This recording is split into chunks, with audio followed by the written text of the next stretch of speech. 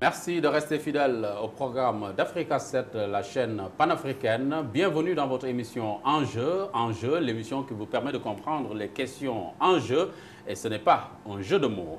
Pour ce numéro de votre émission Enjeu, il sera question de l'absence de Maître Abdoulaye Wade au 15e sommet de la francophonie et l'attitude du président Macky Sall qu'il a royalement ignoré dans son discours.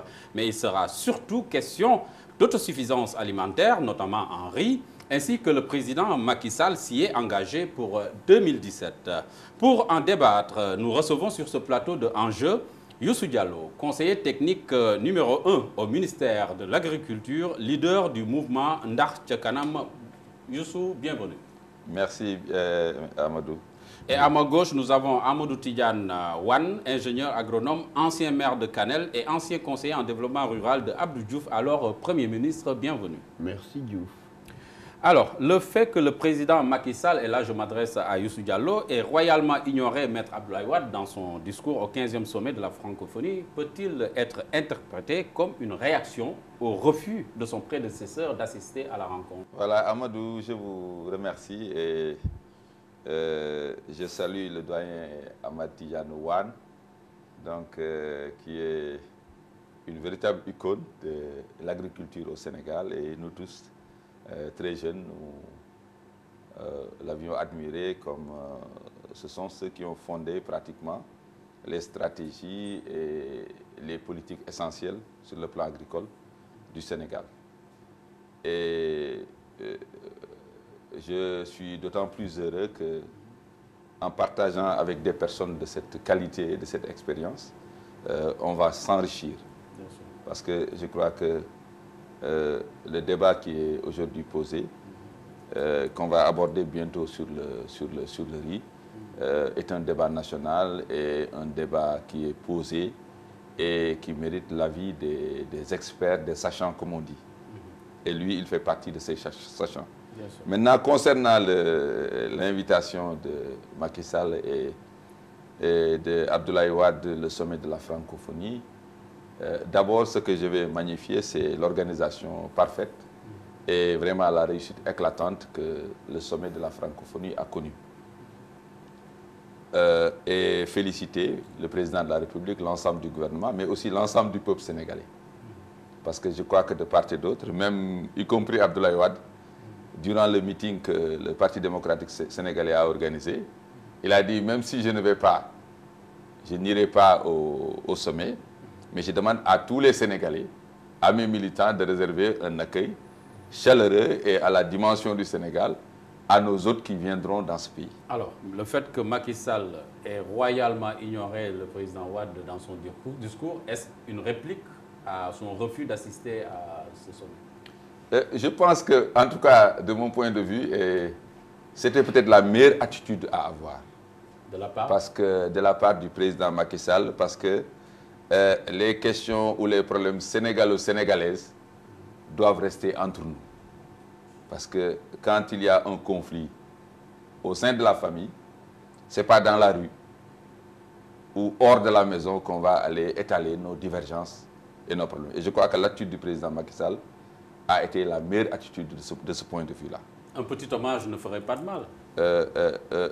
Je crois que dans tous les cas, ce pourrait créer une situation et des interprétations. Le président Sall a adressé une invitation en tant que président de la République à Maître Abdoulaye Wade, ancien président de la République, mais le président Wade, pour des raisons, cette fois-ci personnelles et familiales, a décidé de décliner l'invitation. Et je crois que de telles attitudes, on ne peut pas les commenter. Quand un individu, au plan personnel, prend ses responsabilités, on ne peut pas le commenter. Mais sur un autre plan, en se situant au niveau de l'intérêt général, sur le plan politique, sur le plan public, je crois que quand l'État appelle les citoyens à quelque chose, je crois que le devoir des citoyens était de répondre. Et surtout que, sur le plan politique, la présence de Wade à ce sommet aurait eu un effet positif, dans le sens où, comme disent les Wolofs, ku la woo dana la woo baa mu jox la. dana la wax baa mu jox la. dana la wax baa mu jox la. Et si Abdoulaye Wade était présent, je crois que dans le cadre de la décrispation qu'il doit y avoir entre le président Macky Sall et le président Abdoulaye Wade, il y aurait eu peut-être un déclic psychologique qui pourrait être déclenché. Parce que Abdoulaye Wade a beaucoup fait pour Macky Sall. Macky Sall doit beaucoup à Abdoulaye Wade. Et je crois que le retrouvaille devant le monde entier, parce que la francophonie, c'est le monde dans son entièreté, et aurait eu un effet, en tout cas du point de vue de mon analyse, en fait positif dans le cadre de l'amélioration des relations entre Abdoulaye Wade et Macky Sall. Et je pense que ce n'est pas encore trop tard. Et peut-être que, puisque le président Macky Sall est plus jeune et que nous sommes en Afrique, il y a le droit d'aînesse. Voilà, je pense que ça allait être une belle image de voir le président Diouf, le président Wade et l'actuel chef de l'État Macky Sall côte à côte. C'est dommage. Bon, Amadou Tidiane Wane, est-ce que vous pensez que c'est une réplique de la part du président Macky Sall que le fait d'ignorer dans son discours le président Abdoulaye Wade ne serait-ce qu'un petit hommage à son endroit? Non, Amadou, je ne pense pas. Décemment, le président Macky Sall ne pouvait pas inscrire dans son discours quelqu'un qui a écrit officiellement qu'il ne voulait pas venir pour des raisons personnelles. Moi, je trouve que Abdoulaye a ignoré quelque chose qui est important dans les sociétés négro-africaines, comme disait un poète français. Seul le silence est grand, tout le reste est faiblesse. Abdoulaye Wade, en tant que chef d'État, il a été à des réunions francophones ou des réunions de ce genre-là. Il a loupé l'occasion de faire connaître son sentiment vis-à-vis de ce qui s'est passé à la CRI, ce qui se passe avec son fils. Je crois qu'il aurait dû aller à cette réunion, ça l'aurait grandi. Macky aurait été obligé à ce moment-là de parler de lui, de lui rendre aussi un hommage, parce que, quand même, il a eu le courage, lui, Abdoulaye Wade, d'organiser des élections et il a eu le malheur de les perdre. Ce qui est rare en Afrique. C'était un peu le sujet, en tout cas, en filigrane de ce qui s'est passé là-bas. Alors, moi, si PDS, je n'ai pas la chance comme Youssouf, parce que je ne suis plus jeune, de créer un mouvement ou un parti, je reste PDS, quoique au deuxième tour, j'ai voté contre Wade. Ah oui. Mais je pense que il a loupé cette occasion-là. Comme tu l'as dit tout à l'heure, il faudrait peut-être qu'il essaie de se rattraper. Quand il créait AST, association, je ne sais pas quoi, Sopi pour toujours. Allez à Sopi pour toujours. Pour toujours. Il a dit qu'il sera là pour 50 ans.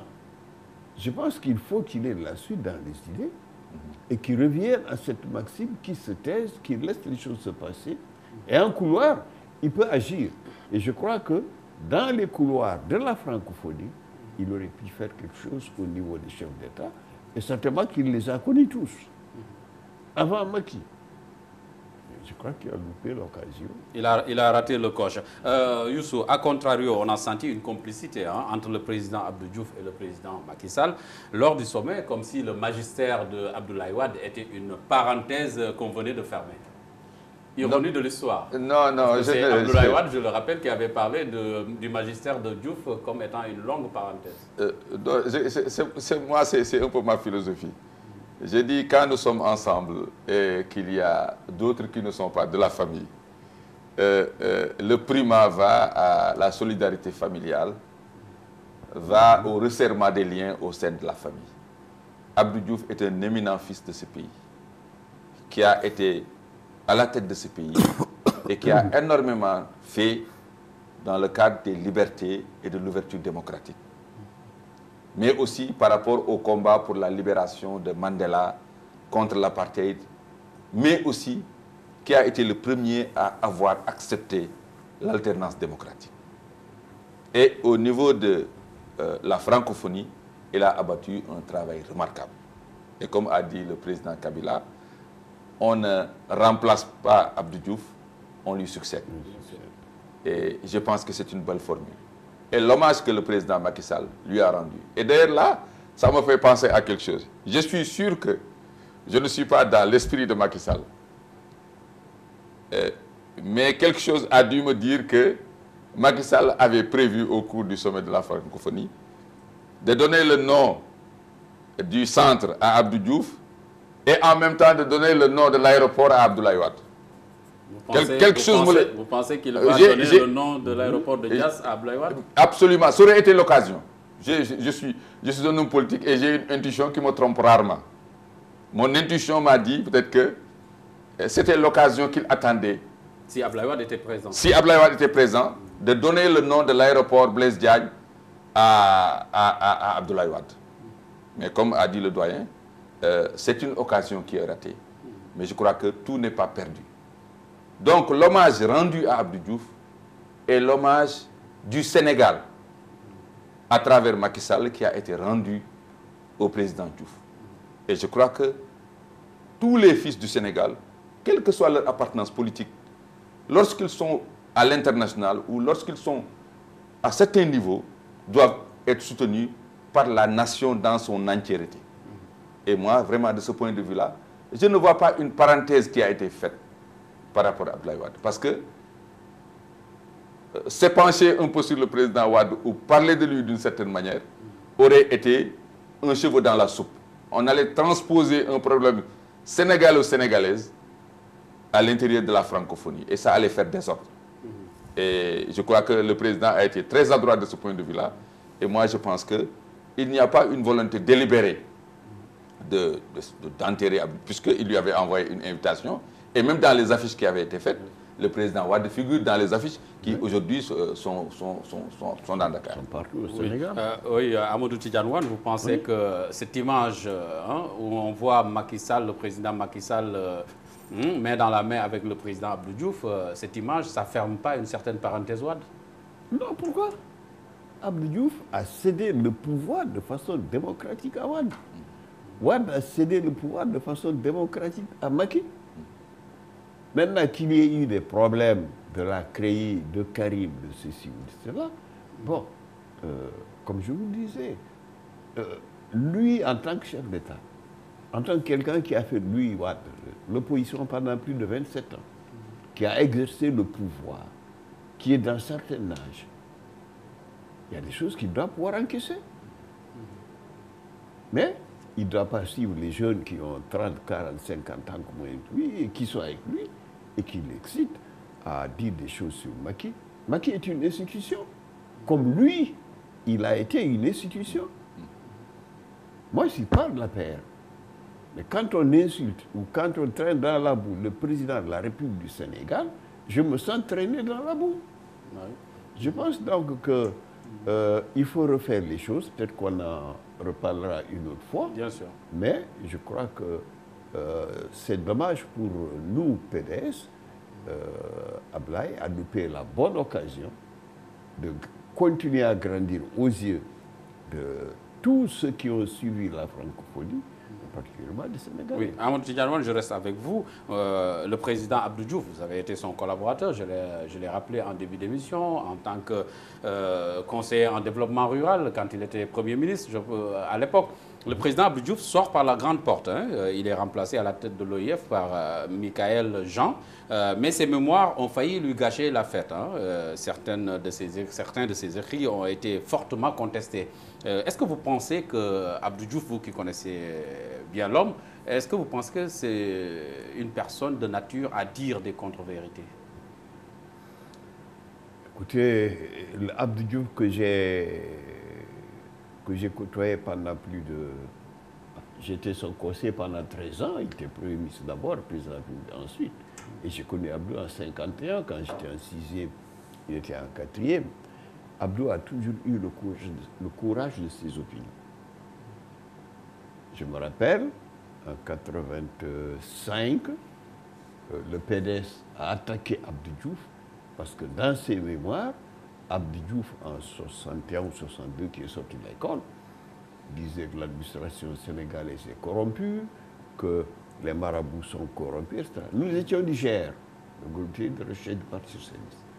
Il nous a reçus, nous étions 18. Nous voulions faire un rapport pour montrer que, pour réfuter les arguments du PDS. On l'a dit à Abdou, il dit non, moi j'assume.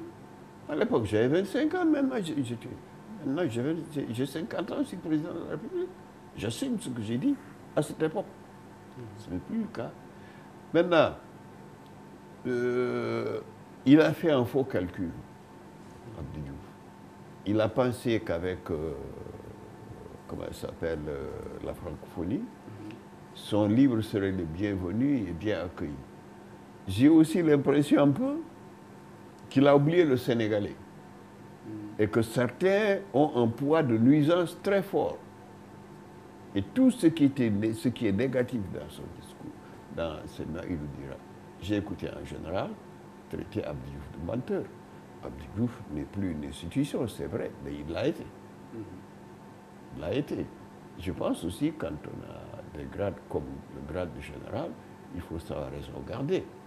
Même si Abdou Diouf s'est trompé sur son compte, ou sur le compte de l'armée sénégalaise, il faut le faire. Moi, à l'époque, j'étais conseiller d'Abdou Diouf, je faisais partie du comité central, j'étais du groupe d'études de recherche. À un moment, on a eu peur, mais on s'est aperçu que l'armée ne bougera pas. Bon, mais de là, Abdou Diouf, peut-être ce qui s'est passé, je préfère, moi, être un technicien pur et dur. Oui. N'est-ce pas, Youssou? Voilà. Youssou, on parle à présent de l'autosuffisance alimentaire, notamment en riz, hein, ainsi que le président Macky Sall l'a annoncé pour 2017. Alors, quelle est la capacité de production actuellement en riz du Sénégal et quelle est la quantité consommée par les Sénégalais? Et enfin, quelle quantité le Sénégal devrait-il produire pour atteindre l'autosuffisance en riz? Voilà, je vous remercie, Amadou. Je crois que l'objectif d'autosuffisance en riz a été un objectif qui a été défini par le gouvernement du Sénégal il y a de cela plus d'1 an. Et je crois qu'un conseil interministériel s'était tenu sous la présidence de Mme Mimi Touré, Premier ministre. Et le thème, c'était l'autosuffisance en riz. Et ensuite, au cours du séminaire gouvernemental de présentation du plan Sénégal émergent, le volet agricole du PSE, le PRACAS, le programme d'accélération de la cadence de l'agriculture, a été aussi présenté. Et ce programme d'accélération de la cadence de l'agriculture est un programme qui cherche aujourd'hui à sortir notre agriculture de l'ornière. Cela en essayant d'opérationnaliser le PSE à travers 3 grandes filières motrices.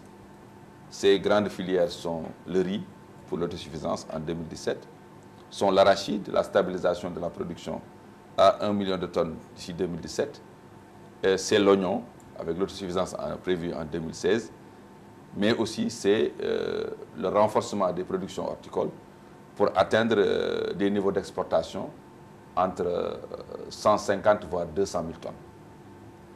Et ce programme a été validé par le gouvernement, mais aussi fortement soutenu par la communauté internationale. Mais aussi, je rappelle que ce programme a été partagé avec les acteurs des différentes filières, particulièrement les acteurs de la filière riz et les plateformes d'organisations professionnelles qui les représentent, notamment, je veux citer le CNCR.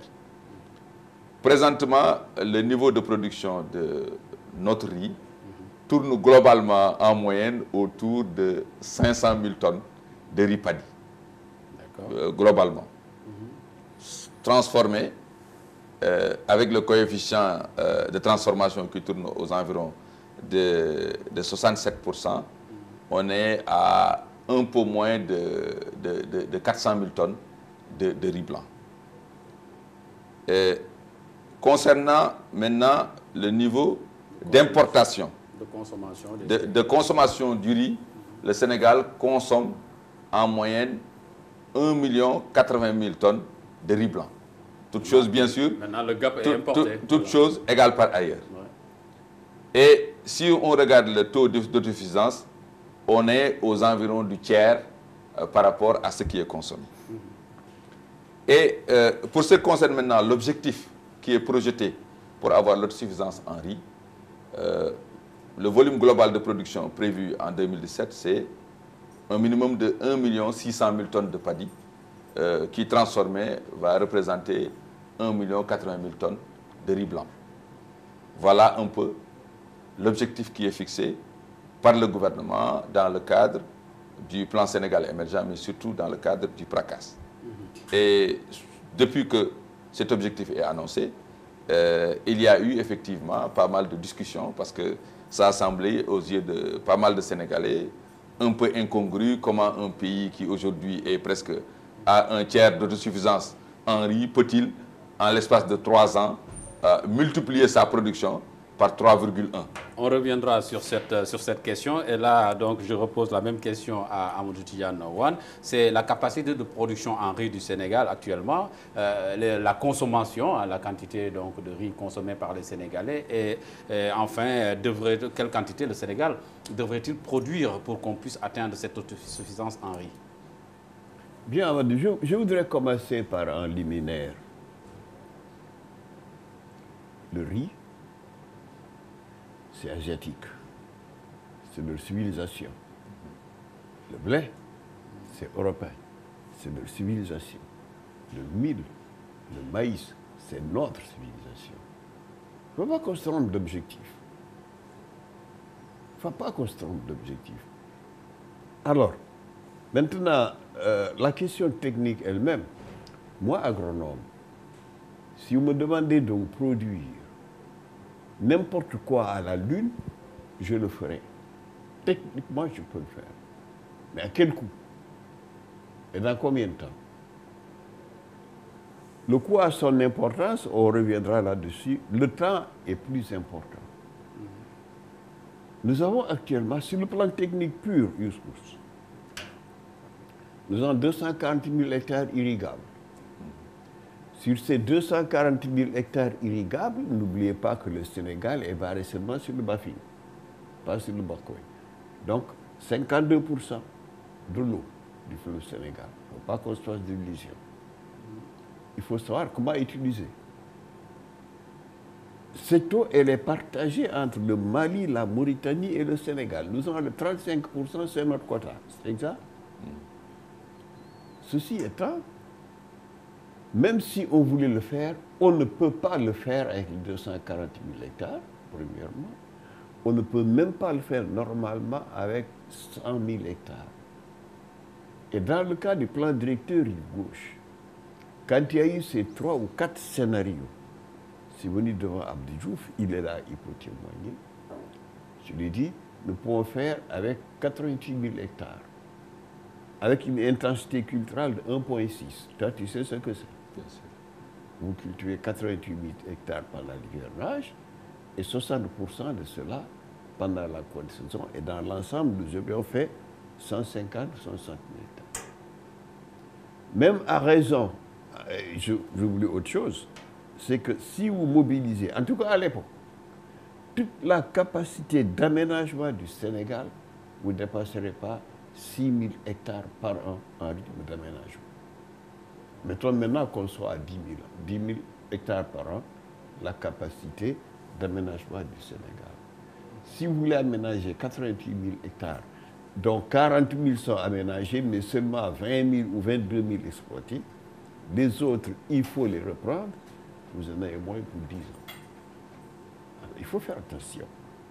C'est pourquoi je demande au président Macky de regarder d'un peu plus près ce qu'il dit. On peut arriver à l'autosuffisance alimentaire. On peut arriver à la sécurité alimentaire. Et Diouf, pourquoi se cantonner au riz quand on sait que ce n'est pas notre civilisation? Et là, j'interpelle le ministre de la Culture, pas de l'agriculture, mais de la culture. Restons à 450 000 tonnes de riz. Et allons au mil, allons au maïs. Faisons du riz de maïs. Le maïs, c'est une des rares plantes qui rend tout ce qu'on lui donne. En engrais, en pluviométrie,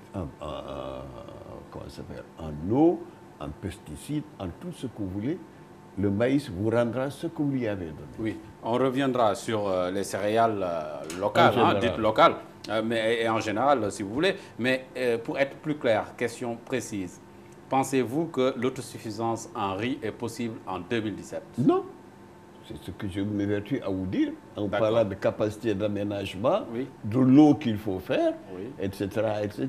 Voilà, c'est clair. Là, j'avais interrompu tout à l'heure Youssou Diallo, qui était en train de développer, d'essayer de démontrer comment c'est possible d'atteindre cette autosuffisance alimentaire en 2017. Youssou Diallo, vous avez la parole. Voilà, je parle la parole, mais vous voulez mettre chose avec mon jeune... Il n'y a pas de souci. Il va vous faire la démonstration. Voilà. Vraiment, je me réjouis parce qu'effectivement, quand des débats comme ça, c'est vraiment des débats techniques. Et les gens arrivent à examiner les hypothèses des uns, effectivement, et des autres. Par rapport à la culture du riz, effectivement, le riz est arrivé un peu au début des années 30, un peu après la Première Guerre mondiale, etc. Les difficultés qu'il y a eu, et ça a été introduit par le colon, mais vous savez, les Sénégalais, on a pris cette mauvaise habitude de consommer le riz, et ce n'est pas uniquement le Sénégal, c'est pour l'essentiel des colonies un peu françaises qui étaient autour. La Côte d'Ivoire aujourd'hui a un problème d'autosuffisance en riz, même en Gambie, on a un programme de suffisance en riz, au Nigeria, etc. Donc c'est devenu... Nous avions du riz qu'on cultivait, mais c'était une culture d'autosuffisance, le riz de case, etc., qu'on avait en Casamance, et il y avait cette civilisation du riz. Mais c'était une culture d'autosuffisance, ce n'était pas une culture de rapport, c'est-à-dire une culture qu'on amène vers le marché, une culture marchande. De telle sorte que d'ailleurs, de ce point de vue-là, ça peut nous créer quelques problèmes par rapport au riz pluvial. Parce qu'il y a des habitudes que les gens ont eu à prendre. Mais puisque cette habitude est là, nous importons bon an mal an entre 600, 800 et même 1 million de tonnes de riz de l'extérieur.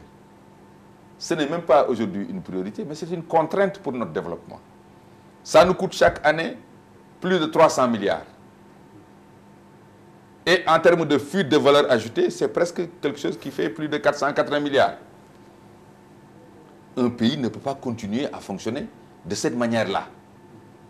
Et c'est la raison pour laquelle nous avons dit la problématique riz est une problématique qu'il faut régler. D'autant plus qu'entre-temps, il y a eu la crise alimentaire de 2008. La crise alimentaire de 2008, Abdoulaye Wade avait fait pratiquement plus de 380 milliards de subventions pour pouvoir maintenir ou bien diminuer d'une certaine manière les prix des produits alimentaires. Et aujourd'hui, les prévisions qui sont faites montrent qu'un pays comme la Chine ou comme l'Inde, qui était exportateur net de riz, sont en train de devenir des importateurs nets. Et de moins en moins, il y aura du riz sur le marché international. Donc, il est nécessaire pour un pays comme le Sénégal, qui est... Parce que ces questions d'habitude alimentaire, on ne les change pas dans le court terme, ni dans le moyen terme. Il faut peut-être 1 voire 2 générations pour pouvoir changer les habitudes alimentaires. Le président Macky Sall a dit, mais qu'à cela ne tienne, essayons de régler ce problème. Et c'est cela le sens du programme d'autosuffisance en riz. Maintenant, pour en revenir aux aménagements. Sur la question de l'eau, c'est la première fois qu'une telle question sur le plan technique m'est posée. Et puisque je ne suis pas un hydraulicien, je me fie un peu aux arguments techniques qui nous ont été donnés, mais c'est une question que je ne me suis pas. Je sais que le Sénégal a des réserves d'eau douce extrêmement importantes, quelque chose comme 35 milliards, 31 milliards d'eau de surface, et puis à peu près 4 à 5 milliards d'eau souterraine. Pour les aménagements, nous sommes présentement à 32 000 hectares aménagés. Tout aménagement confondu. Aménagé et exploité. J'en viens, parce que vous avez parlé tout à l'heure du coefficient d'intensification. Oui. Et le coefficient d'intensification montre que d'intensification. Donc ça veut dire que ce n'est pas tout l'hectare qui est mis en exploitation. 32 000 hectares présentement. Avec le système de double culture et le coefficient qui est appliqué, je crois que Aujourd'hui, on est aux environs de 1,8 en termes de coefficient d'intensification. Vous avez 32 000 plus 80% de 32 000. Donc en termes d'hectares aménagés. Et le gouvernement prévoit de mettre en valeur, d'aménager sur 2015 10 000 autres hectares. Le financement est disponible. Le gouvernement prévoit aussi de réhabiliter 10 000 autres hectares, ce qui va faire 20 000. Sur l'Anambé, il y a un programme d'aménagement et de réhabilitation de 7 000 hectares, ce qui va faire 27 000 hectares. Ensuite, il y a le programme indien qui va démarrer en 2015, pour lequel il est prévu au total l'aménagement de 60 000 hectares. Et si vous rapportez le niveau de production, 1 600 000 tonnes, on a prévu dans notre hypothèse, de réaliser les 60% en culture irriguée. Je crois que ça doit faire environ dans les 940 000 tonnes. Et en pluvial, de réaliser les 40%, ce qui va faire à peu près la différence.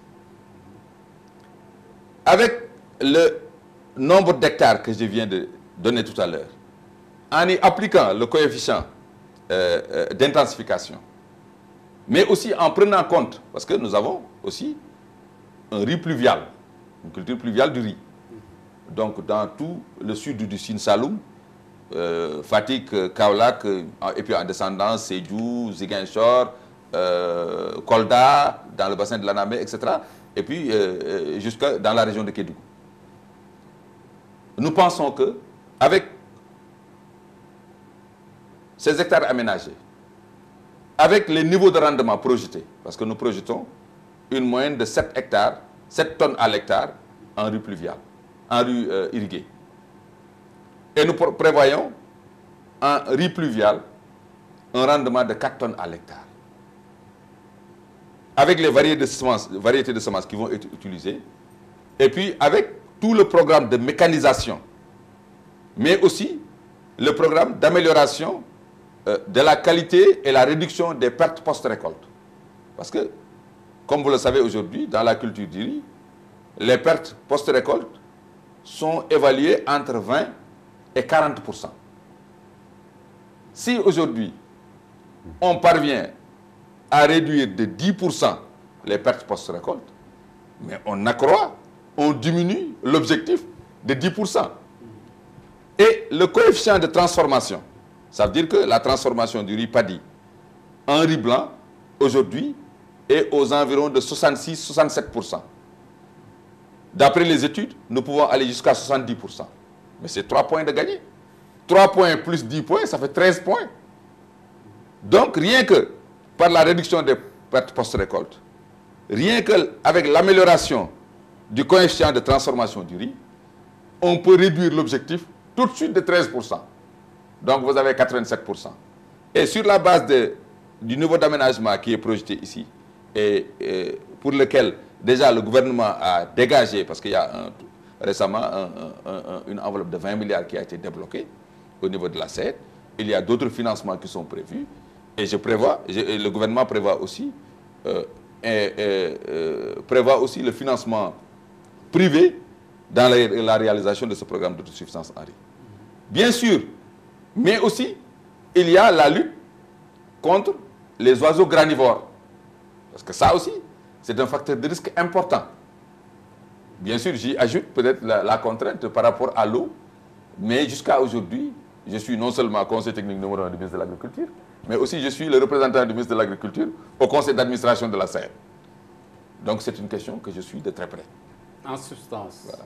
Est-ce qu'on peut dire qu'il est possible d'atteindre l'autosuffisance en riz en 2017? Mais absolument. Moi, j'ai peur même que nous n'atteignions cet objectif peut-être avant 2017. Voilà. Amadou Tidiane Wane, est-ce qu'il faudrait que vous revoyiez votre copie après avoir entendu les arguments de Youssou Diallo par rapport à l'autosuffisance en riz en 2017? Écoutez, ce que j'ai dit, je le maintiens et c'est ce qui aura lieu, Inch'Allah.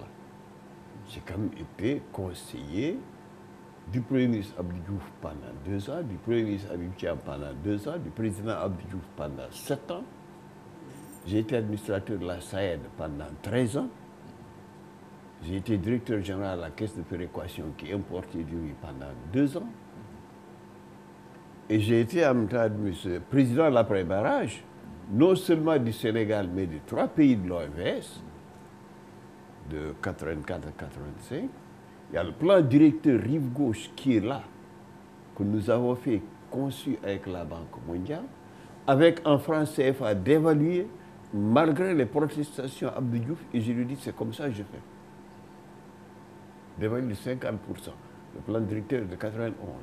Consultez-le, regardez-le. Il est matériellement impossible en 2 ans de le faire. Maintenant, il faut se méfier des approches techniciennes. Il y a des facteurs importants dont les gens ne parlent pas. Nous allons irriguer tout ça. Il va y avoir de l'eau. L'onchocercose, qu'est-ce qu'on en fait? La bilharziose, qu'est-ce qu'on en fait? Le paludisme, qu'est-ce qu'on en fait? L'approvisionnement en eau potable, qu'est-ce qu'on en fait? L'élevage, où va-t-on les mettre? La nappe phréatique, la pêche, le tourisme. Et ceci et cela, tout ça, c'est avec l'eau et les terres. Plus le financement. Je vous dis, prenez date.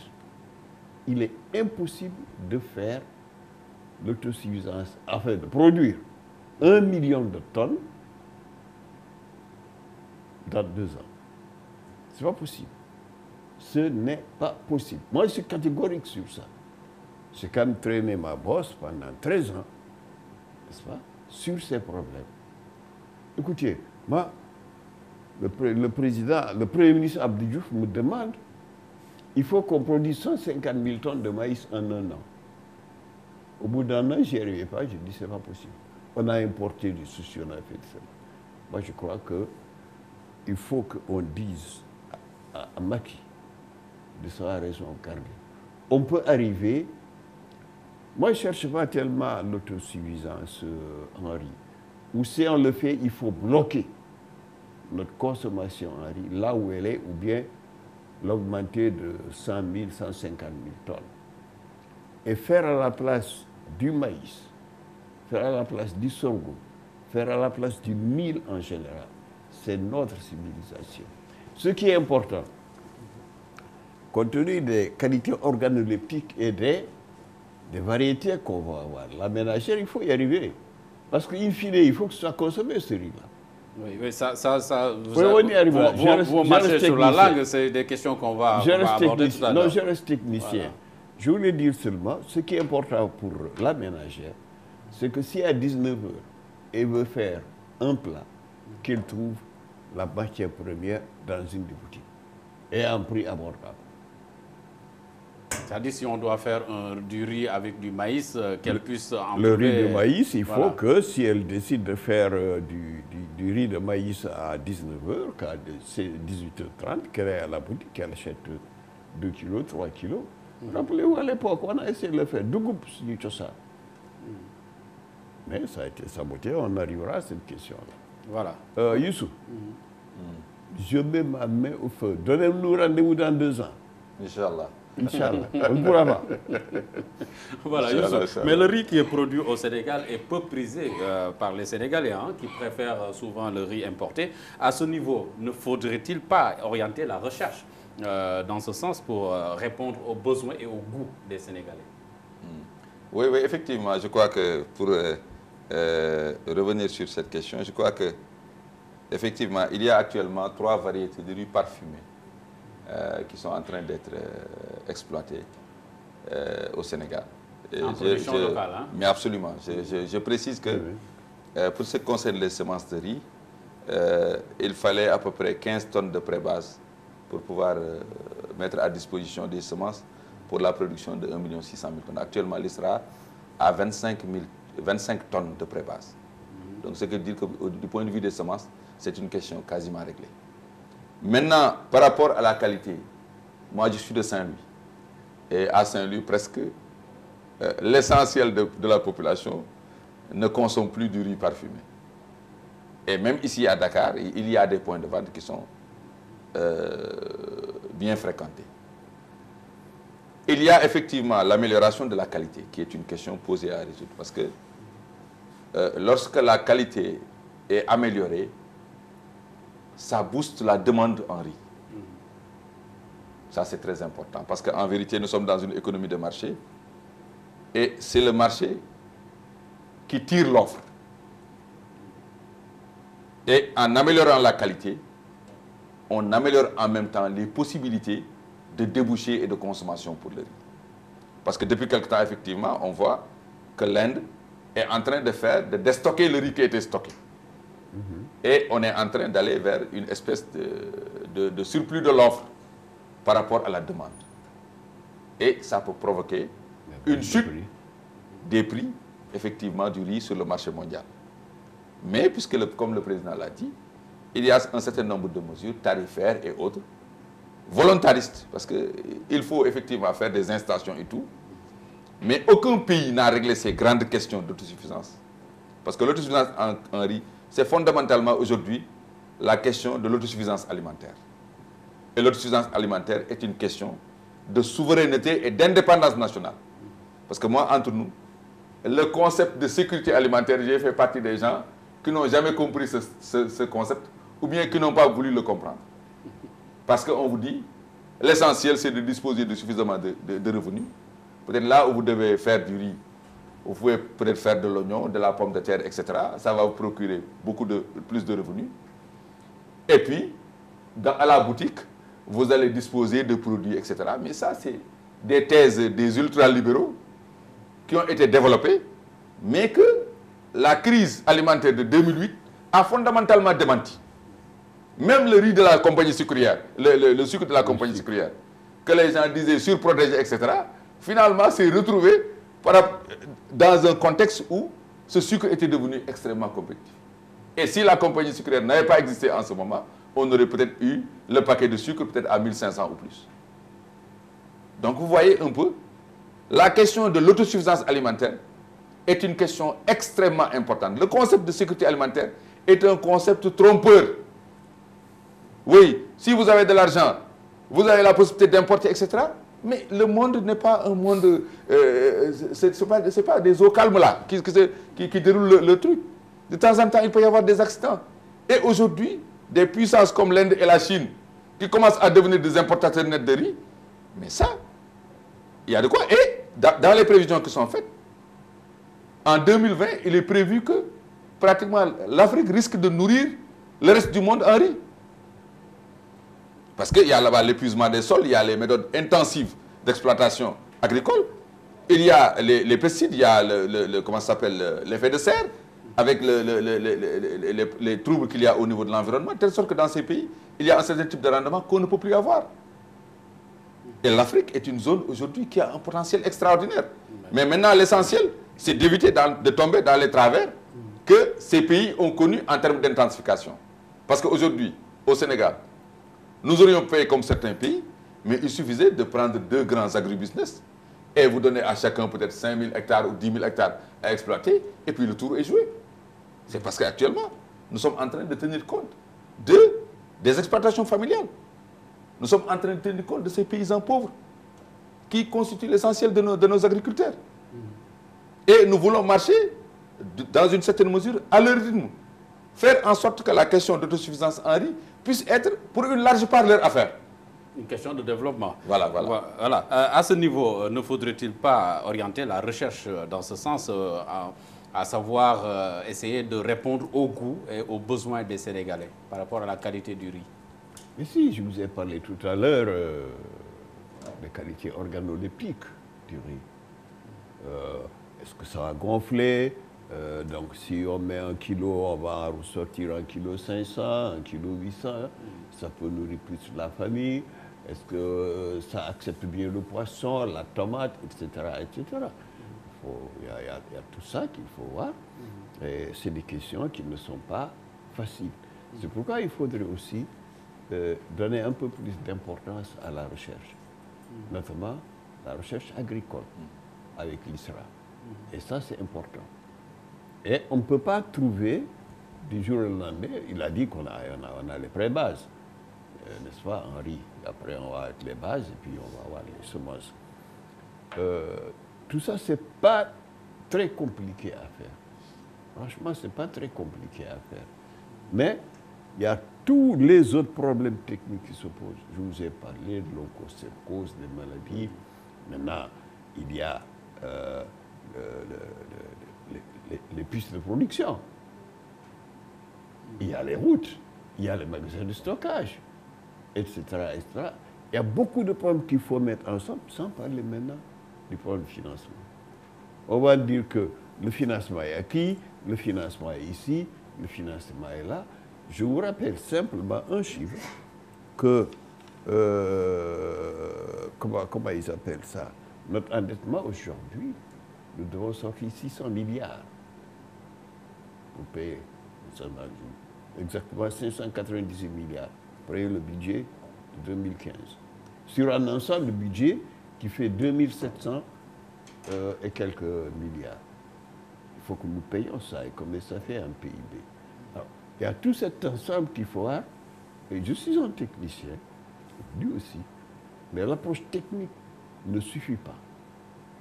C'est pourquoi quand vous étiez conseiller du Premier ministre et que je parlais d'arachide, j'ai dit que le problème de la campagne arachidienne dépassait le ministre et le ministère de l'Agriculture. Il y a le ministère des Finances, le ministère. Ensuite, vous avez le problème des terres. Parce que le problème foncier, il y a quelqu'un qui a été nommé, je crois, qui s'occupe de ça. Tous les paysans sont des conservateurs. Et avant ça, il y a un problème important, Youssouf. Vous ne verrez jamais au monde une agriculture riche avec des paysans analphabètes. Ça n'existe pas. Ça pose la question de la formation. Donc ça pose la formation. De la capacitation des paysans. De l'alphabétisation. OK? Et on a beau parler de francophonie par là où nous avons commencé, il faut obligatoirement que rapidement que les gens soient en alphabétisation fonctionnelle, en pulaar, en wolof, en serer, en soninké, pour que là où ils sont, dans l'exploitation familiale, qu'ils puissent savoir l'engrais, le ceci et le cela. Et ça, c'est important. Et là, j'interpelle le ministère de l'Éducation nationale d'abandonner les abris provisoires, d'aller carrément au feu, de faire en sorte que les paysans sénégalais soient alphabétisés. Le ministère de la formation professionnelle, arrêter ces bacs où on n'a plus où mettre les étudiants et leur donner du travail. Et l'agriculture, avec tout ce qu'il y a autour, peut donner beaucoup de travail aux jeunes sénégalais. Maintenant, avec tout ce que j'ai dit, il ne faut pas croire que je condamne ce que fait Macky. Je l'encourage. Mais je lui demande d'être prudent. Il y a des affirmations qu'on ne peut pas faire. Il y a des approches techniciennes. J'ai été un technicien. Et quand nous avons fait le plan céréalier technique, nous nous sommes aperçus que ça ne marchait pas. Le plan directeur rive gauche, il a une autre approche. Avec les émigrés, n'oubliez pas qu'au fleuve, il y a tellement d'émigrés qui sont en France et ailleurs et qui ne reviennent pas investir. Et ils n'accepteront pas que des personnes viennent pour aménager leur terre à leur place. Ce qu'El Hadj Oumar n'a pas pu faire pour que les Toucouleurs émigrent pour aller au Mali conquérir une nouvelle terre, ils ne l'accepteront pas, d'autres aussi. Oui, mais il y a d'autres questions fondamentales qui se posent aussi. C'est la transformation, c'est la commercialisation. Oui. Oui, voilà. Donc, du riz, est-ce que vous pensez qu'à ce niveau-là, on a pris assez de mesures? Je reposerai la même question à Youssou tout à l'heure. Est-ce qu'on a pris assez de mesures dans ce sens-là? Posez la question à lui. Lui, il est dans le gouvernement. Vous n'êtes pas convaincu. Moi, je regarde. Voilà, vous n'êtes pas convaincu. Bon, Youssou Diallo, précisément, Ouais. est-ce qu'au niveau du ministère de l'Agriculture, on a pris des dispositions pour quand même prendre en charge la transformation et la commercialisation du riz? Oui, de façon, dans le cadre du PRACAS, pour chaque filière, le gouvernement a ce qu'on appelle une approche chaîne de valeur. L'approche chaîne de valeur va depuis la recherche jusqu'au plat du consommateur. Donc ça veut dire que l'ensemble des segments de la filière, donc depuis les semences, le transport, la transformation, le conditionnement, etc., tout cela est pris en compte dans le cadre du programme. Et aujourd'hui, il est prévu l'achat de groupes motopompes, 500 groupes motopompes. Il est prévu l'achat de 500 tracteurs. Il est prévu la mise en place de magasins de stockage. Et nous nous rendons compte avec le niveau de production, ce sera insuffisant. Le système des bâches va être utilisé pour permettre de pouvoir faire la double culture. Parce que quand vous cultivez en saison hivernale, vous avez une production que vous avez stockée, le temps d'engager la saison sèche, ça pose des problèmes de stockage. Toute la chaîne de valeur est prise en compte. Donc, nous ne prenons pas un aspect aménagement ou semence et nous laissons les autres. Non, non, non, c'est l'ensemble de la chaîne de valeur qui est prise en compte. Oui, dans cette chaîne de valeur, est-ce qu'il est prévu d'acheter le riz au producteur dans son champ directement? Exactement. Par exemple, cette année, il y a un fonds de 5 milliards qui est mis à disposition de la CNCA pour l'achat du riz local. Donc, les problèmes de commercialisation, parce que, comme j'ai dit, on est en économie de marché. Pour éviter que le producteur soit obligé de se déplacer ou déplacer sa marchandise vers les points de vente.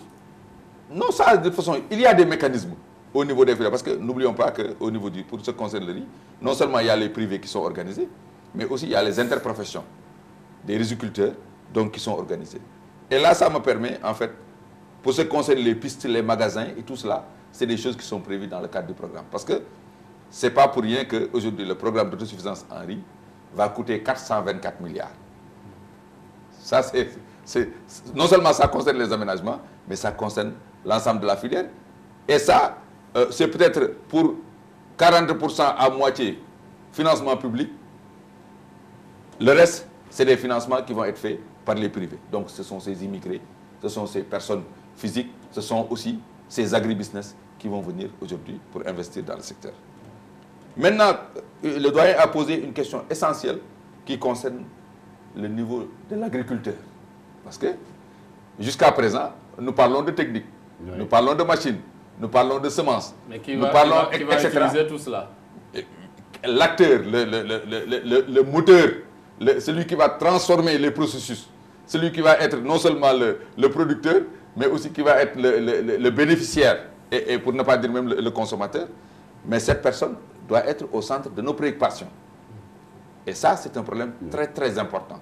Parce que le type d'agriculteur qui va nous permettre... Parce que vous pouvez, par des méthodes productivistes, voire stakhanovistes, pour parler comme une vieille école, atteindre des niveaux de production. Mais ça peut ne pas être durable. Et ce ne sera pas durable. Donc la durabilité implique ce processus de formation des ressources humaines, leur mise en situation de pouvoir pérenniser les acquis pour que demain, quand l'État, parce que l'État s'est engagé, commencera le processus de désengagement pour que le processus puisse s'auto-entretenir et continuer de lui-même. Et de ce point de vue-là, toutes ces écoles, ces centres de formation agricole qui sont en train d'être installés, cette université agricole qui est en train d'être installée à Kaolack, tout ce potentiel de jeunes agronomes, de techniciens de l'agriculture, etc., qui sont en train de sortir des écoles, mais les futurs agriculteurs du Sénégal, ce sont ces gens-là. Donc, on va dans ce processus. Maintenant, les questions foncières, effectivement, chez mes parents Halpulaar, effectivement, c'est un processus extrêmement complexe. La société Halpulaar est l'une des sociétés les plus stratifiées sur le plan social et où il y a, on parle de latifundias, mais c'est une zone où c'est une famille qui possède des milliers d'hectares. Et personne n'y peut rien, ils sont prêts à peut-être y laisser... Sans forcément l'exploiter, hein? Sans forcément l'exploiter. Heureusement d'ailleurs que, peut-être que la plupart des terres aujourd'hui qui sont...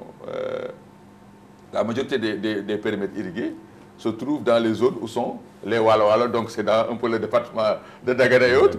Mais les meilleures terres, quand vous remontez un peu plus haut, en fait, on les retrouve. Donc ça, c'est des questions essentielles. Mais dans tous les cas, le gouvernement a... On n'a pas encore la réforme foncière, mais on a au moins quelques principes. Le principe, c'est de protéger les terres des petits agriculteurs. Le principe, c'est de lutter contre l'installation d'un marché foncier rural.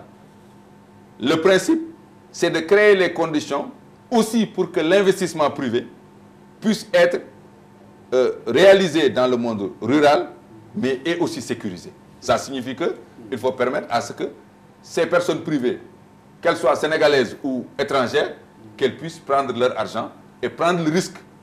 Parce qu'aujourd'hui, l'agriculture est devenue un business. Ça aussi, je crois qu'il ne faudrait pas qu'on l'oublie. Voilà. Merci, Youssou Diallo. On est au terme de l'émission. Hein. Amadou Tidjane Wane, 2 mots pour qu'on se dise donc au revoir. C'est dommage de dire au revoir à son esclave serrère, même s'il a été Boursine. Bon. Mais j'étais content quand même de discuter à bâton rompu et intellectuellement avec beaucoup d'honnêteté. Mon jeune ami Youssouf. Vos questions aussi sont pertinentes. Merci. On ne peut pas les épuiser. On aura l'occasion de revenir. De revenir sur toutes ces questions. Donc, déjà, le débat a été assez fructueux. Je répète, parce qu'il me parle des gens qu'on est en train de former. Bien sûr. Ce ne sera pas en 2 ans. Du tout. Ce ne sera pas en 2 ans. Les agronomes ou l'université qu'on va faire. Ce n'est pas les jeunes qui vont sortir de l'école là qui vont réaliser l'autosuffisance alimentaire. Non, mais quand vous irez dans le Delta, il en a parlé. Ouais.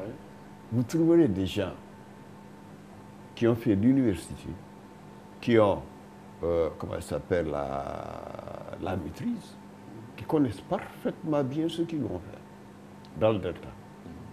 Parfaitement bien. Et ils maîtrisent le marché moyen, ils connaissent tout, mais il faut les aider. Voilà, ce sera le mot de la fin. Je rappelle donc qu'on a reçu sur ce plateau Amadou Tidjane Wane, ingénieur agronome, ancien maire libéral de Kanel et ancien conseiller en développement rural de Abdou Diouf, alors Premier ministre, et conseiller aussi d'Abdou Diouf en tant que président de la République. Merci encore d'être venu sur ce plateau de Enjeu. Un plaisir pour moi. Youssou Diallo, qui est conseiller technique numéro 1 au ministère de l'Agriculture et leader du mouvement Ndar Tchakanam, ancien du PDS. Merci d'être venu. Ça, je crois que ça fait partie des choses que je revendique parce que, en dépit de tout, je suis un libéral et vraiment, je m'en réclame. Merci.